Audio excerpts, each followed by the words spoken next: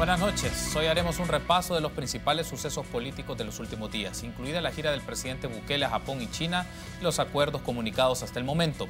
Como segundo tema nos interesa analizar el desempeño gubernamental a 6 meses de gestión. ¿Cuáles son los aciertos o fallas en el trabajo del órgano ejecutivo? Particularmente su capacidad de lograr acuerdos con la Asamblea es determinante para 2020. Finalmente, hablaremos de los partidos políticos y la institucionalidad del país. ¿Cuáles son sus retos para mejorar su rendimiento y generar confianza en la ciudadanía? Iniciamos 8 en punto.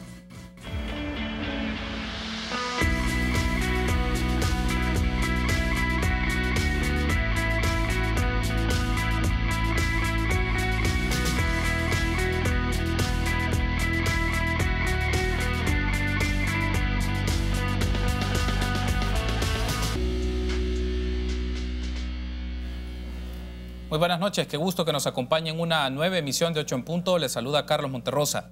Miércoles 4 de diciembre, mitad de semana, vamos a hablar un poco de la agenda política del país. Gobierno, 6 meses de gestión, institucionalidad, entre otros aspectos. Es un gusto para mí recibir en este set a Joaquín Samayoa, analista político, especialista en educación, y a Eduardo Escobar, director ejecutivo de Acción Ciudadana.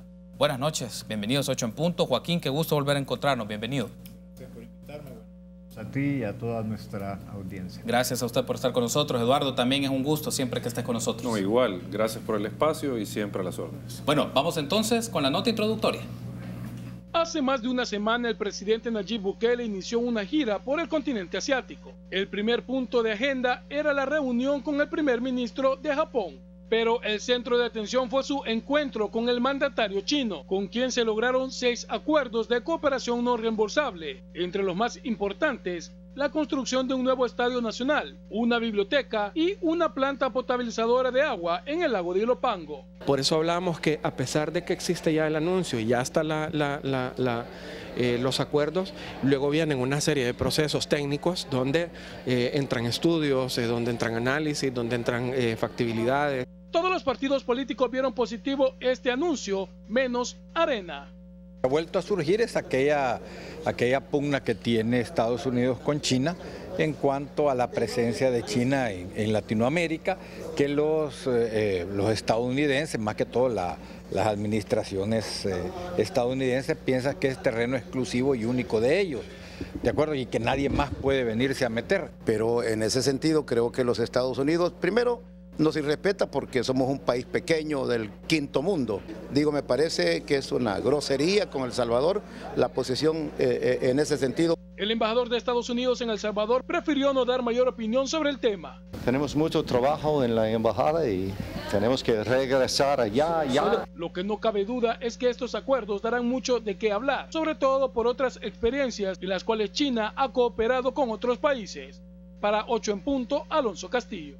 Muy bien, entonces agradecemos a Alonso Castillo que nos ofrece esa nota introductoria para ampliar la discusión que vamos a tener con nuestros invitados, los analistas que nos acompañan esta noche, Joaquín Samayoa y Eduardo Escobar. Bien, Joaquín, empezar con este tema más coyuntural, es algo más inmediato. La visita del presidente Bukele y una comitiva de ministros y ministras a Japón y China, por último será Qatar, pero el de China ha llamado mucho más la atención. ¿Cuál es su apreciación de esta visita y sobre todo de la comunicación que se ha divulgado hasta este momento? Y el de China no fue anunciado, digamos, previamente, sino que hasta que ya iba de camino o hasta que ya estaba en Japón el presidente se habló de China, no se había mencionado. Bueno, yo creo que un presidente debe gestionar buenas relaciones con todos los países del mundo en función del mejor provecho para El Salvador, ¿verdad? Eso está fuera de discusión y la ideología no debe entrar como determinante en este tipo de cosas como ha sido en el pasado. Habiendo dicho eso, sí creo que hay puntos a considerar, porque esto se puede ver desde distintos ángulos y claro, desde dónde se sitúa uno para ver una realidad, va a ver unas cosas y dejará de ver otras.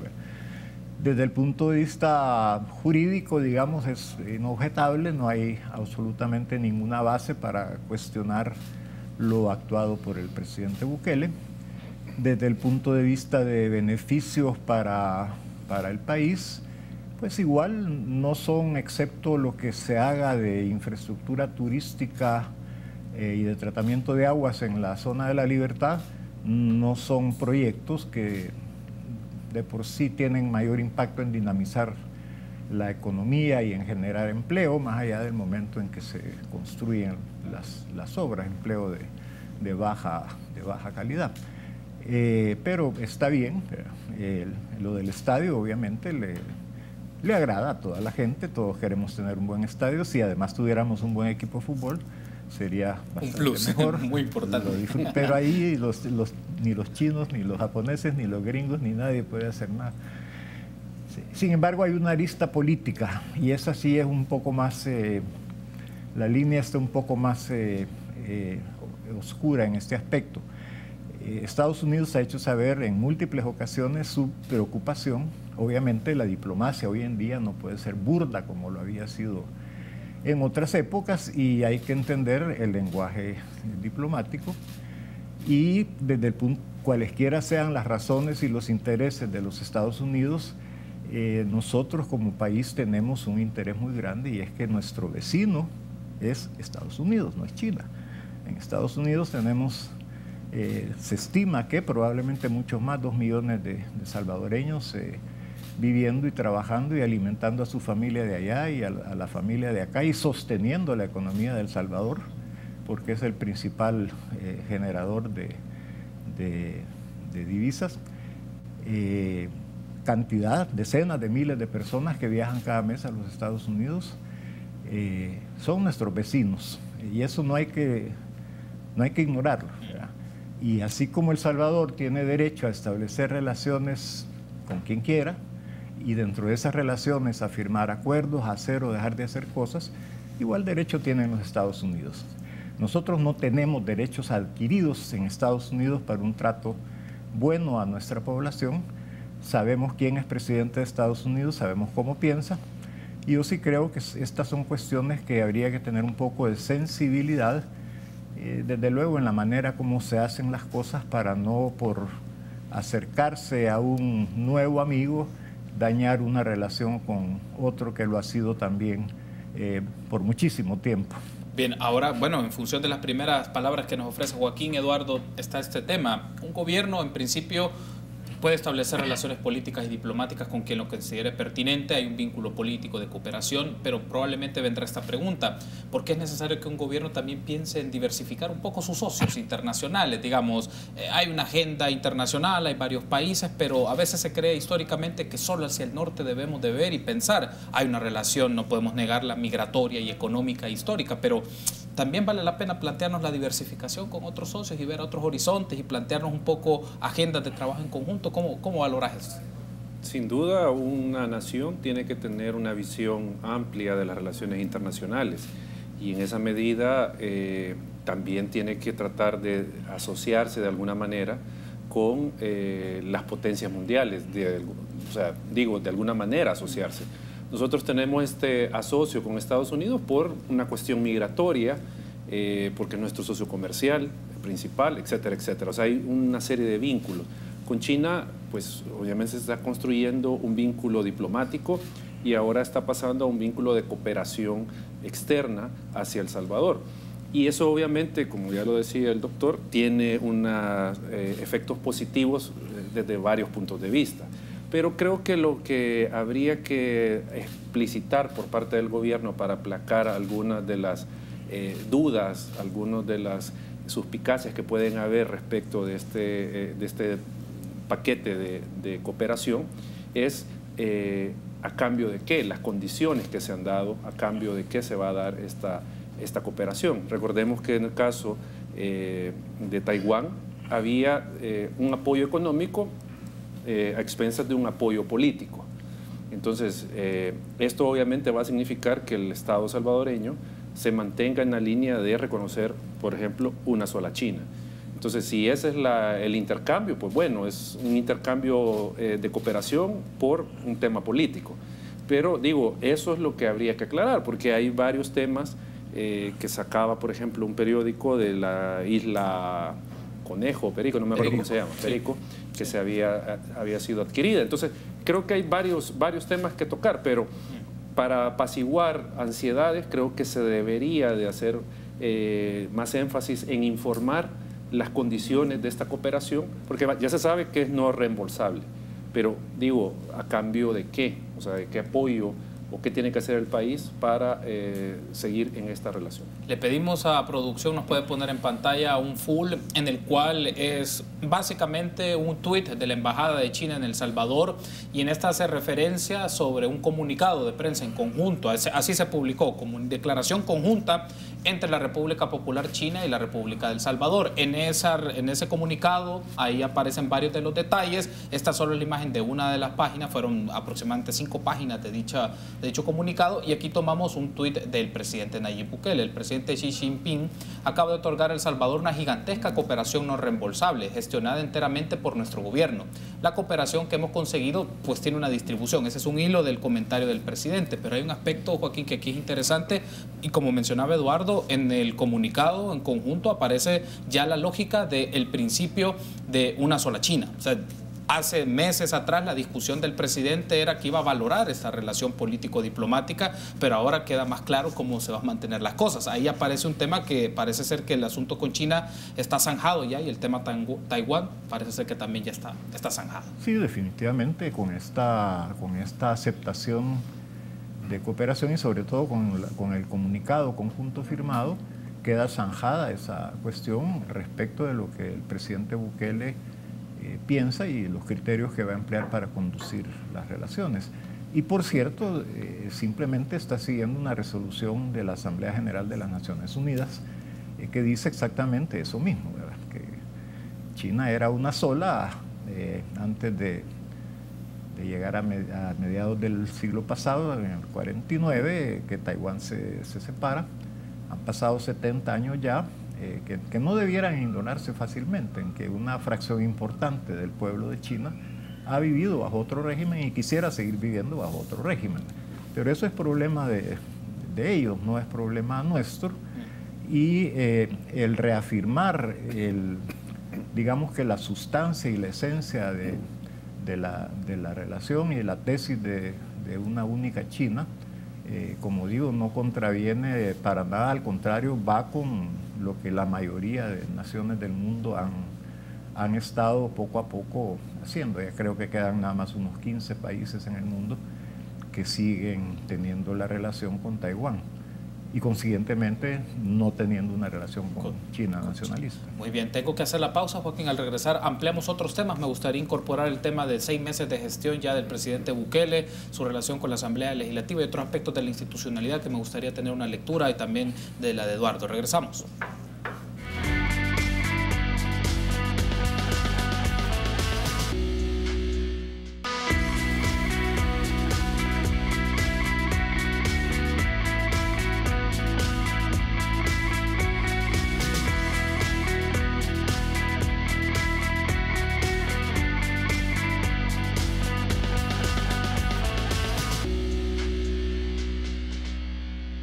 Una mención importante: si estás ahorrando, estás ganando.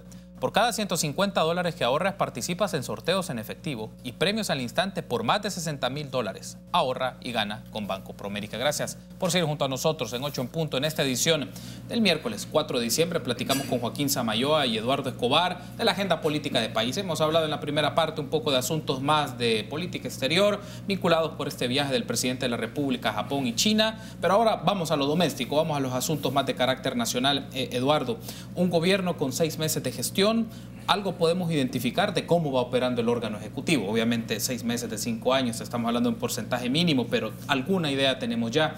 ¿Cuáles son esas variables o aspectos que se pueden observar del gobierno por este periodo ya de trabajo? Bueno, en cuanto a su agenda de trabajo, creo que destaca el tema del plan territorial.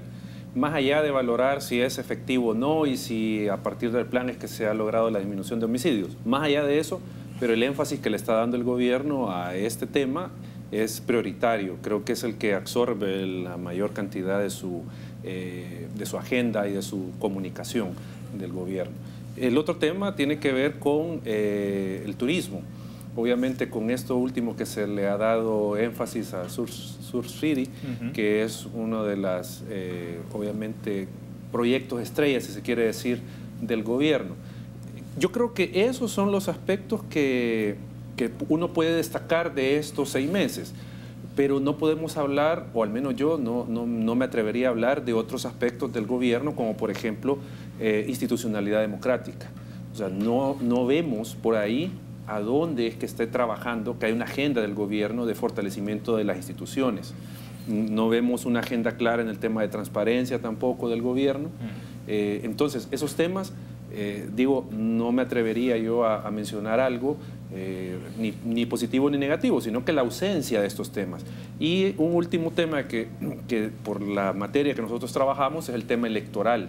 En ese tema también nosotros tenemos en este momento un silencio casi total del presidente respecto de su visión de la temática electoral. Y esto es importante porque viene la elección legislativa 2021, las primarias el otro año, y hay un partido impulsado por el presidente que es Nuevas Ideas, que obviamente se va a convertir en un actor político relevante, por lo que dicen las encuestas. Entonces, sobre ese tema, nosotros no sabemos qué es el posicionamiento, cuál es el posicionamiento del presidente. Si van a apoyar, por ejemplo, esta petición del Tribunal Supremo Electoral de 53 millones de dólares sí, para el presupuesto de la elección y la organización de la misma. Entonces, hay temas donde, digo, no sabemos todavía cuál es la visión del gobierno, y creo que más adelante podemos hablar de la relación con el legislativo también. Vamos a hablar justamente sobre esto. Queremos hacer un poco una lectura en 6 meses. Sé que es un tiempo muy prematuro probablemente, Joaquín, pero podemos tener algunos elementos de juicio, y para eso quiero pedir a producción nos pone un extracto, un corto. Hace unos días estuvo con nosotros Dagoberto Gutiérrez y le preguntamos un poco sobre este tema, cómo leía el gobierno a 6 meses de gestión, y esto fue lo que nos dijo. Escuchamos. Con un gabinete organizado, con prisa, abundante prisa. Es cierto, hay circunstancias en donde uno tiene que tomar decisiones a prisa, pero el montaje de un gabinete también se supone que pasa por un proceso de elaboración y de discusión, que hay tiempo para eso. Pero todo indica que este gobierno no tuvo tiempo necesario para armar un gabinete que le diera estabilidad. Porque si hay una serie de funcionarios que están renunciando, la pregunta mínima de la ciudadanía es: ¿y cuántos faltan que renuncien? Lo que está en juego es: ¿este gobierno es diferente a los anteriores gobiernos o no? Han pasado 6 meses. Y me parece que el gobierno está en deuda con su promesa de ser diferente. Bueno, ahí teníamos entonces parte de las declaraciones que nos brindó Dagoberto Gutiérrez. Coincide un poco con estas ideas que nos mencionaba Joaquín, sobre todo la composición del gabinete, y la frase final mencionaba que no había diferencia entonces, por lo que él miraba, entre los gobiernos anteriores con el actual. Sí, si recordamos, el presidente Bukele fue divulgando poco a poco, con cuentagotas, a las primeras ministras, porque fueron todas mujeres, sí, y con mucho detalle y una tarjetita con un resumen de su currículum y todo hecho cuidadosamente. Casualmente era la gente, digamos, más presentable, porque casi todas tenían sus méritos de una u otra índole, y la gente empezó a ver con buenos ojos: hombre, qué bien. La camada gruesa vino el mismo día, a partir del día de la toma de posesión, donde ahí empezó a entrar un montón de gente que nadie sabe de dónde salió, ni quiénes son, ni qué méritos tienen. El gabinete en conjunto ciertamente está entre mediocre y malo. Así de tajante. Así de tajante, con excepciones salvadas, por supuesto. Pero además yo lo que percibo desde fuera es que no siento el liderazgo del presidente en su equipo de gobierno. Rara vez aparece, y yo no creo que un Estado se puede conducir con toda la complejidad que tiene y todos los actores que entran en juego y las cosas que siempre están en conflicto en la vida política y económica de un país. No se puede conducir con un Twitter de vez en cuando dando órdenes, porque no se ve por dónde hay diálogo, por dónde hay consulta, sino que nada más órdenes que alguna gente que conoce dice que ni siquiera las hace el propio presidente ni los ministros, sino que un señor de apellido Sanabria que maneja todas las comunicaciones, tiene las cuentas de todos y él lanza los tweets cuando le parece conveniente. Todos aquellos de sí, mi presidente ordene, dicen que ni siquiera son los propios ministros los que lo hacen. Entonces yo sí creo que a este gobierno le falta desde luego, como que se ha emborrachado un poco con la popularidad y no está haciendo el contacto necesario con la población, las consultas necesarias con los sectores y no está dando una visión. Para tener liderazgo, lo primero que hay que tener es una clara visión de a dónde quiere llevar al país y de qué manera quiere lograrlo. Y eso yo lo siento ausente.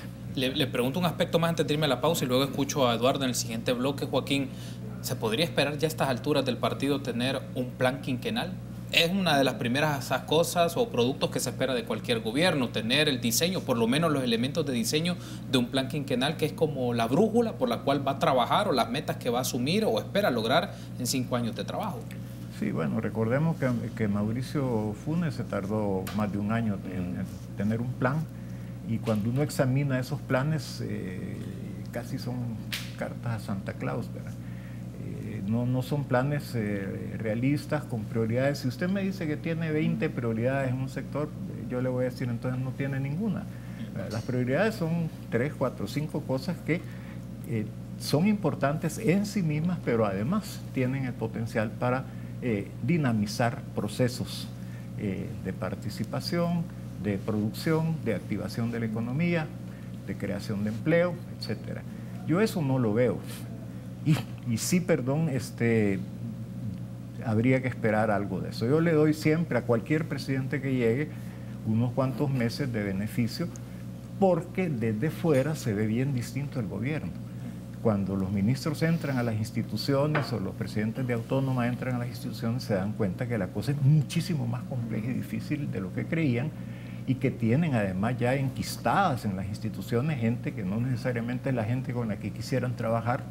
Entonces hay una serie de dificultades. Yo le doy tiempo a este presidente como le ha dado cualquier otro presidente teniendo en cuenta eso, pero yo sí creo que debiéramos tener una visión más clara y sobre todo una actuación más consistente con los principios democráticos. Por ahí se le va viendo al presidente Bukele una tendencia clara que no le gusta la crítica y a que le gusta dar órdenes y desde el trono, ¿verdad? Entonces yo sí creo que ahí es oportuno y debe cambiar el presidente. Hago la pausa y al regresar vamos a escucharte también, Eduardo, sobre tu apreciación sobre esto y hacer un poco el contraste de esta última idea que nos mencionaba Joaquín, un poco qué marca o qué define las prioridades para un gobierno en su ejercicio de políticas públicas y cómo eso se traslapa en el tema del presupuesto y su relación con la Asamblea Legislativa. Regresamos.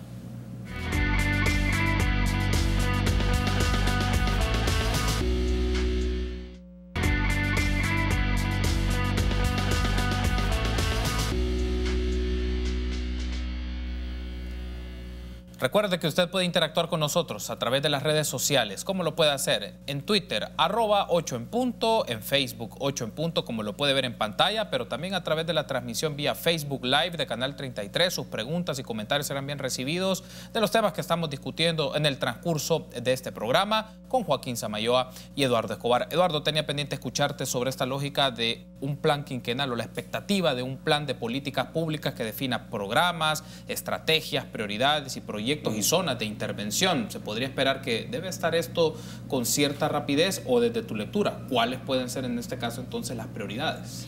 Yo creo que, y ese ha sido para mí un error que siempre se ha tenido en cualquier gobierno, es el hecho de que, ya como lo decía el doctor, se presentan cartas al niño Dios en las elecciones para que el ciudadano, la ciudadanía vote, pero en el lapso del desarrollo ya del gobierno se logra construir un plan de gobierno. O sea, cuando es al revés, desde mi punto de vista, que debería de tener ese plan de gobierno desde antes. ¿Por qué? Porque el plan de gobierno lo que va a establecer son una serie de políticas públicas, que es la principal herramienta que tiene un gobierno para generar un impacto positivo en las condiciones de vida de la población. Pero si no se tiene un plan de gobierno, ¿qué política pública voy a implementar? ¿O por qué voy a implementar esta política pública y esta no? ¿Cuál va a ser el impacto? ¿Cuál es la medición de las necesidades, por ejemplo? Entonces, eso creo que desde mi punto de vista responde también a la deficiencia de la ausencia de planificación en nuestro país. Y no quiero decir una planificación centralizada, estilo comunista. No, no estoy hablando de eso. Estoy hablando de planificar. Si una empresa se planifica a 3, 4, 5 años o más, o sea, no puede hacer inversiones sin tener una proyección de a dónde quiere llegar, hacer un mapa de amenazas, oportunidades y todo esto. Entonces, igual un gobierno no puede llegar, los políticos no pueden estar pensando en el futuro sin una planificación. Y como digo, el punto es política pública. Yo hasta el momento no sé si el plan territorial lo podremos catalogar como una política pública. Eso, digo, habría que analizarlo si es una política pública o una acción aislada del gobierno para tratar de combatir el tema de la fuga de órdenes desde los centros penales, por ejemplo, y tener un control sobre las pandillas. Ahora, hay un asunto, y hago la transición ya, Joaquín, para esta lectura de institucionalidad democrática de la relación Asamblea Legislativa con el Ejecutivo. Por el diseño que tenemos de nuestro Estado, es lógico que hay controles entre órganos, entre el Ejecutivo, el Legislativo, el Judicial, entre estos. Es decir, el asunto es hasta qué punto se marcan los límites del control del poder político, pensando en la situación del país, del control de poder de la Asamblea al Ejecutivo y viceversa, pero que la cuerda no se pueda tensar tanto porque se deben de llegar a cierto tipo de acuerdos en las condiciones que el país se encuentra.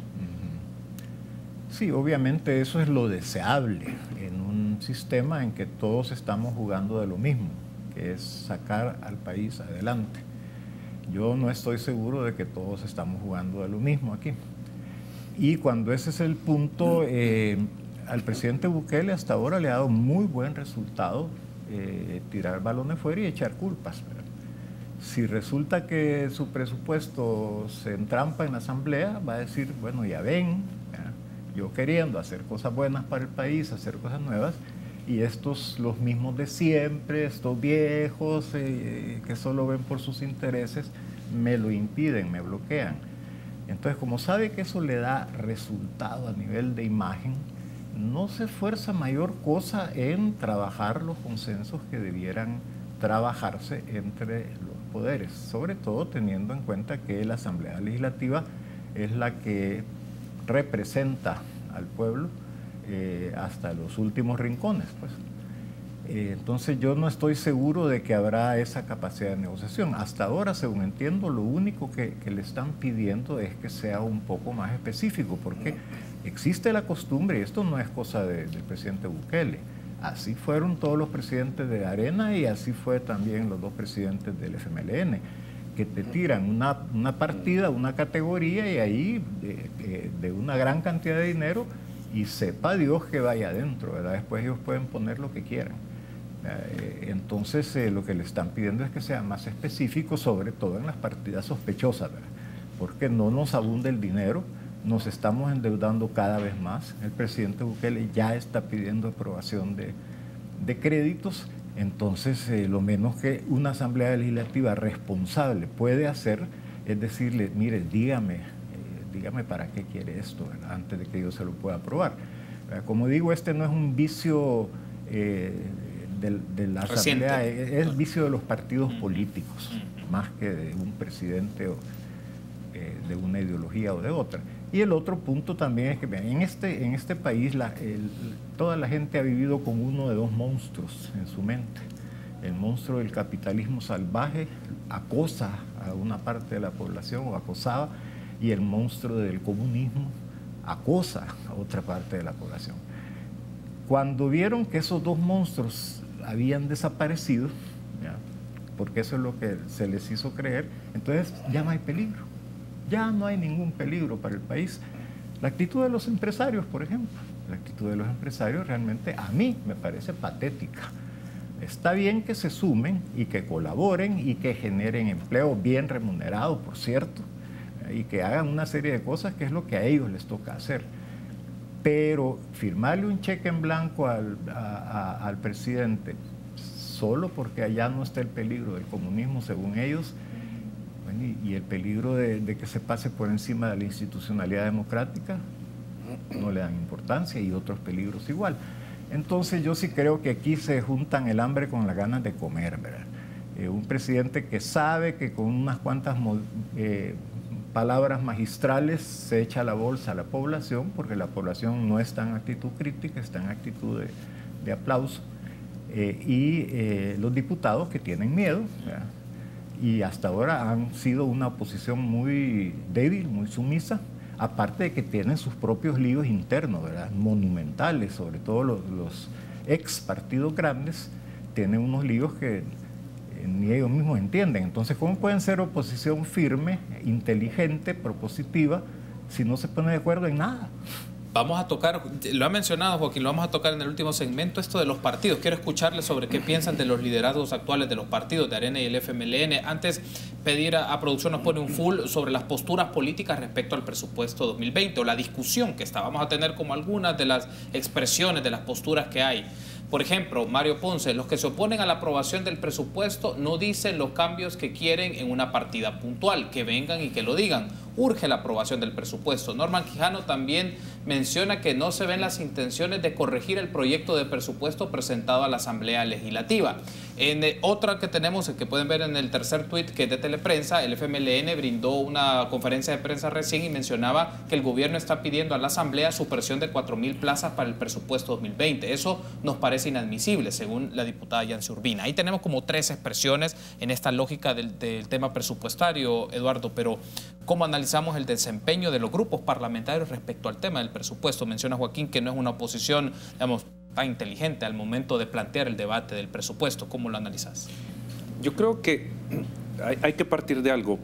En una democracia se necesita, aparte de una estructura política, se necesita un etos democrático, un espíritu democrático que obviamente no se crea por decreto, sino que se va construyendo con una vivencia cotidiana, diaria, y en esa medida nuestros partidos políticos, desde mi punto de vista, no han aprendido a hacer oposición, o sea, no han entendido cuál es el rol que juega una oposición política responsable. O sea, han jugado a hacer oposición, pero no una oposición responsable.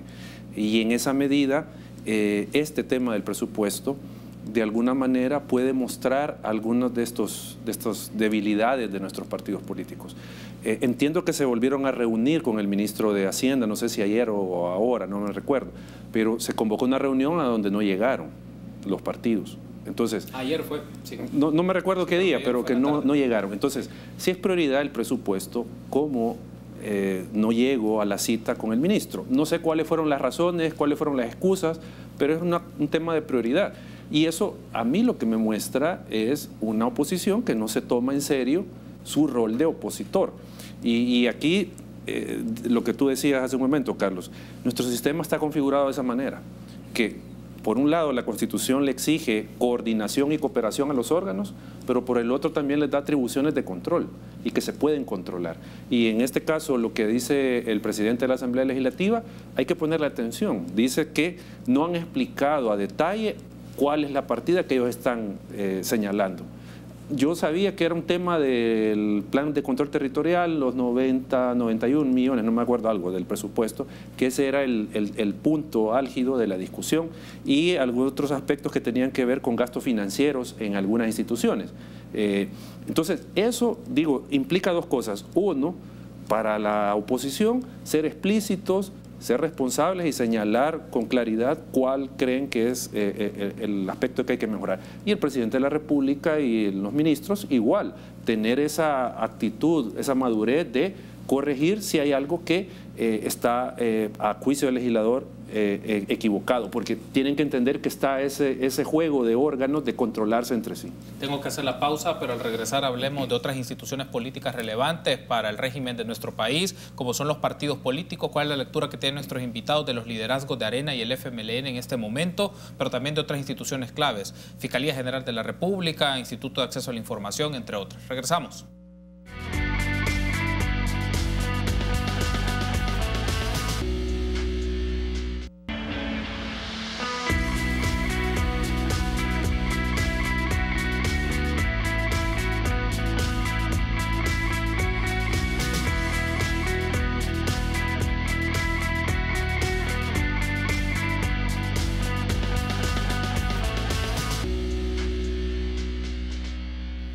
Sí, Seguimos platicando con nuestros invitados que nos acompañan esta noche. Hablamos con Joaquín Samayoa y Eduardo Escobar sobre la agenda país, varios temas que hemos hablado. Tenía pendiente mencionar algo más, Joaquín, un poco que tiene que ver con la relación ejecutivo-legislativo. Es que se refirieron al comentario que hizo el presidente de la Asamblea Legislativa, que dice que no proponen, y es que no le toca a la Asamblea Legislativa, por Dios santo, proponer.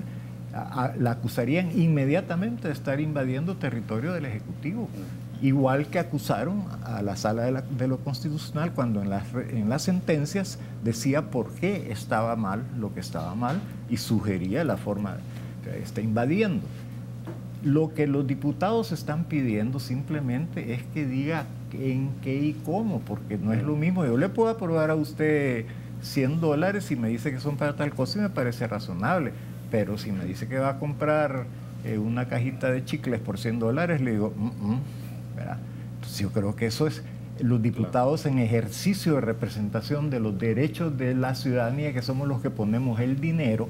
Lo menos que pueden hacer es saber en qué y cómo se va a gastar el dinero antes de aprobarlo. Entonces yo creo que ahí Ponce está un poco equivocado en esa crítica que hace de que no hacen propuestas. Y es que no se trata de que la Asamblea Legislativa haga propuestas, se trata nada más de que ejerza el control que la ley, que la Constitución le asigna. Bien, ahora vamos a dar paso a una serie de comentarios, preguntas que llegan a través de nuestras redes sociales. La sección de redes sociales en 8 en punto es gracias a Claro.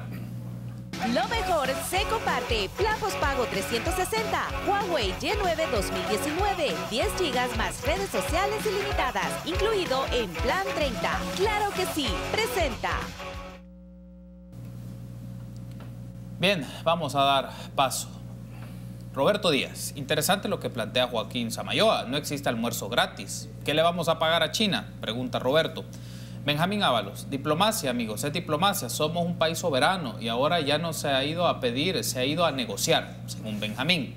Otro de los comentarios que nos ha llegado a través de redes sociales es una reacción del señor Marroquín a uno de los comentarios de Joaquín. El presidente Bukele no puede estar gobernando mediante Twitter. Y entonces responde el señor David Marroquín, ¿por qué no? Según pregunta el señor Marroquín. Tenemos otro comentario, Rafael Campos.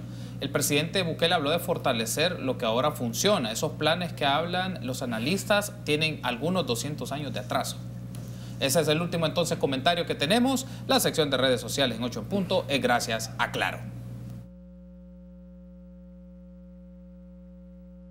Lo mejor se comparte. Plan postpago 360, Huawei Y9 2019, 10 GB más redes sociales ilimitadas, incluido en Plan 30. Claro que sí, presentó.